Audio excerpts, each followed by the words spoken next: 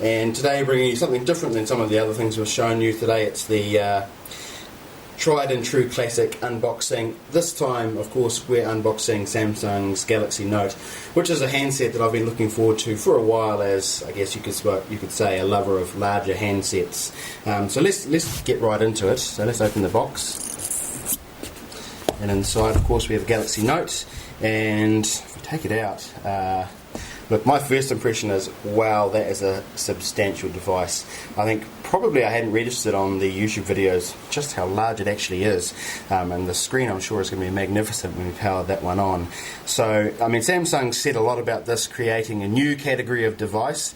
I guess that remains to be seen. What they certainly have done is create a new career for hand models. Probably people with extremely large hands didn't have much of a career in that area prior to devices like the Note, whereas now, of course, they probably want to video this with someone with massive hands to make the device look a bit smaller, but certainly that's large. I can't reach across the screen particularly comfortably with a thumb, so this is going to be really, for the most part, a two-handed device.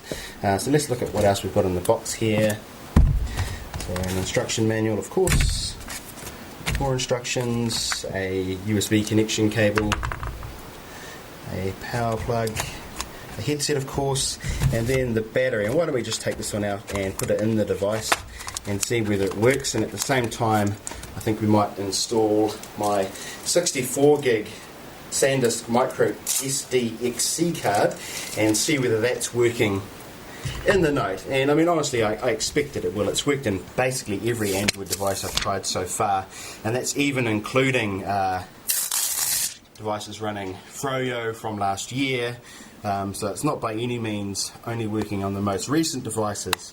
So we'll pull the back cover off, and like the Galaxy S, it feels quite flimsy and cheap when you take it off. I'm sure that, like the Galaxy S, it's also really quite durable and actually won't be a problem, despite how alarming it can be when you first take the battery cover off. We've got a micro SD slot there. We'll install the card. We will throw the battery in, leave it simless for now, and reapply the rear casing. And when it's reapplied properly, it sits flush. There's absolutely no give. There's no creaks or anything else in the handset, so it's nice and solid despite that back cover. So let's fire it up and see what happens. Hopefully we'll have enough battery on the device, of course, to get there. Most devices these days that I've powered on have come with about 30 to 50% charge. So with any luck, this will fire us up to the home screen. And here we go. This is presumably some sort of branding, because of course this is a handset that I've parallel imported from overseas. We'll have to overcome the difficulty of not knowing what language we're looking at here. Let's see if we can skip this.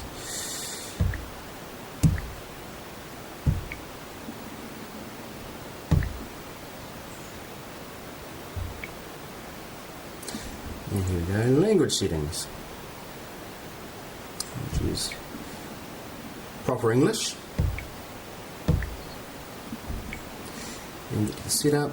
And one that we connect to Wi-Fi. So I will just add my home Wi-Fi network, R2D2. We'll just take it off screen for a moment to input the password. And I'm doing this off screen, but I can tell you that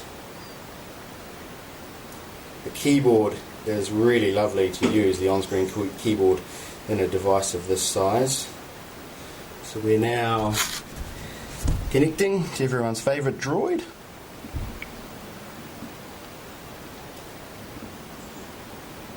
And we'll skip setting the device up, turn those off, just try to get into the device as quickly as possible, and there it is. So first of all, let's have a really close look at the screen. Let's bring it right up, and let's perhaps jump into the web if we can find it, and have a look at some small text and see how it looks.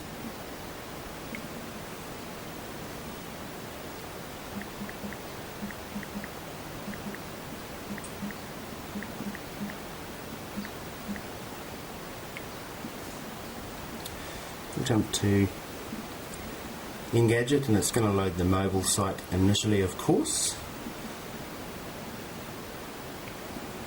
I won't go for motion controls right at the stage, let's go to the desktop. Let's see how it looks. So loading's pretty speedy, lets me scroll around, nice and smooth. We'll turn it to the landscape orientation, and just fantastic. I mean, obviously it's fitting the whole screen on there. And let's go right in close to the text. I mean, it's lovely and clear and easy to read.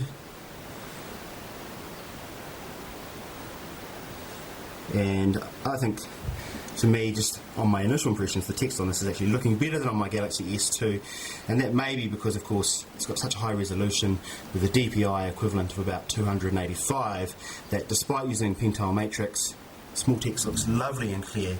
And I'm going to have a closer look at that, obviously, just to see whether you can see any hatching on the small text like you've previously been able to do with Pentile handsets, and have a lot more to say about the quality of the screen. But that's just a quick look, just to really get some initial impressions. Why don't we jump back out to the home screen, and very quickly let's just put a Galaxy S next to it. You can probably appreciate the size of the Note when you see a comparison like this. So at 4.3 inches, the Galaxy S2 is for many people as large a handset as they can comfortably use, and obviously for those people, the Note is not going to be for them. You can see that in terms of the width, it's perhaps 1.5 centimeters wider, and looking at the clearance at the top, it's perhaps 2 centimeters taller. Thinness feels fine. I guess it's very slightly thicker than the Galaxy S2, but it's saved proportionally by the size of the device, so the thickness feels just fine in the hand. It's going to be the extra length and width that's going to be a stumbling block for potential users of this handset. So that's it for now. Just a quick unboxing and initial impressions of Samsung Galaxy Note, and of course a very quick size comparison to the Samsung Galaxy S2. And we're going to have lots more to bring you on the Galaxy Note in the coming days, and look for, probably up next, a video on how to root the Galaxy Note, since root is already available. So fantastic news, and we're going to show you a video and do a blog piece about how to root your Galaxy Note coming up next. So that's NZ Tech Freak signing off for Android NZ.